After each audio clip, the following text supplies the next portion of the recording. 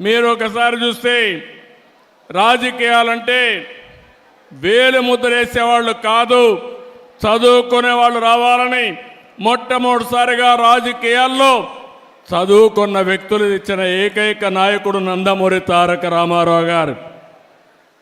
బీసీలు అంతవరకు రాజకీయ ప్రాతినిధ్యమే లేదు. ఈరోజు ఈ మైదుకూరులో కూడా బీసీ గెలిచాడంటే,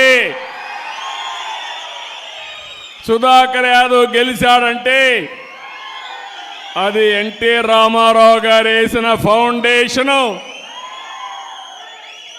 ఈరోజు ఆయన కళ మనం నిజం చేసే పరిస్థితికి వచ్చాం. ఇవే కాదు, మీరు ఒకసారి చూస్తే ఈరోజు ఎన్టీ రామారావు గారు వచ్చిన తర్వాతనే అన్ని కార్యక్రమాలు జరిగాయి.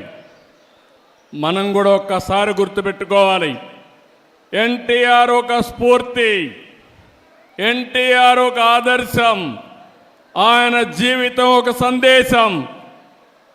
మనవారిగానే ఎన్టీఆర్ కూడా మామూలు వ్యక్తిగానే పుట్టాడు, సామాన్య రైతు కుటుంబంలో పుట్టాడు, అంచెలంచెలుగా ఎదిగాడు, నిరంతరం శ్రమపడ్డాడు, క్రమశిక్షణతో బతికాడు.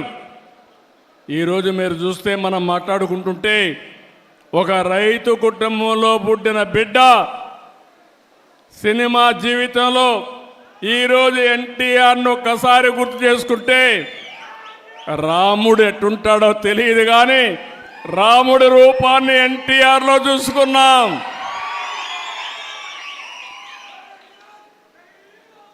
ఒక రాముడే కాదు, ఒక శ్రీకృష్ణుడు అంటారు ఎవరికి తెలియదు.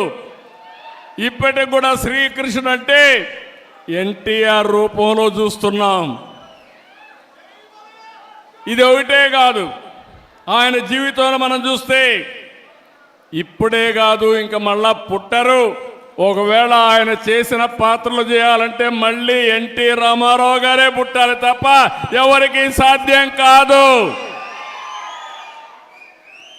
ఇంకొక పక్కన రాజకీయాలు, కొత్త నిర్వచనం తీసుకొచ్చాడు.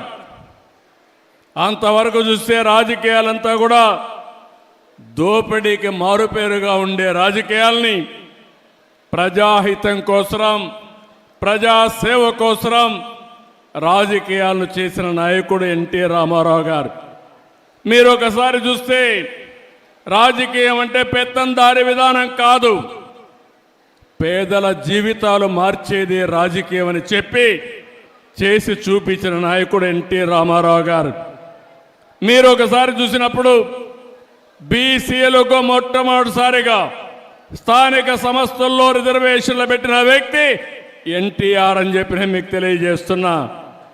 ఇదే కాకుండా మా ఆడబిడ్డలు ఈరోజు ధైర్యంగా మీరు డిమాండ్ చేసి మీ తల్లిదండ్రులు సంపాదించిన ఆస్తిలో సమాన హక్కు అడిగే అవకాశం వచ్చిందంటే అది ఎన్టీఆర్ ఇచ్చినటువంటి వరం, మీ అందరికీ ఆయన ఇచ్చిన చట్టం అని చెప్పి కూడా నేను మీకు తెలియజేస్తున్నా.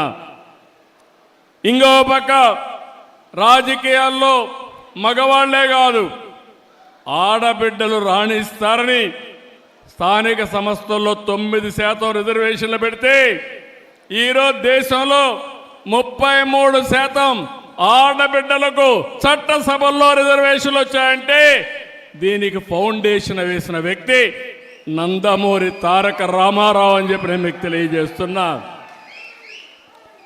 అంటే ఆ రోజు ఆ మహనీయుడు ఆలోచించాడు, దానికి అనుగుణంగా పాలసీలు తీసుకొచ్చాడు, అమలు చేశాడు. అది దేశానికే ఆదర్శంగా తయారయ్యే పరిస్థితి వచ్చింది. ఆడబిడ్డలు చదువుకోవాలని మహిళా విశ్వవిద్యాలయం పెట్టాడు. ఇంకో పక్కన బడుగు బలహీన వర్గాలకే కాకుండా పేదలు కానీ కార్మిక కర్షక మైనారిటీ సోదరులకి సంక్షేమ కార్యక్రమాలు తీసుకొచ్చాడు. ఆయన ఒకటే ఆలోచించాడు, పేదరికం పూర్తిగా నిర్మూలించాలనేది ఎన్టీ రామారావు గారి కళ. నేను ఒకటే చెప్తున్నా, భవిష్యత్తులో జీరో పావర్టీ, పేదరికం లేని సమాజం ఒక్క తెలుగుదేశం పార్టీతోనే సాధ్యం. అది చేసి నిరూపిస్తాం.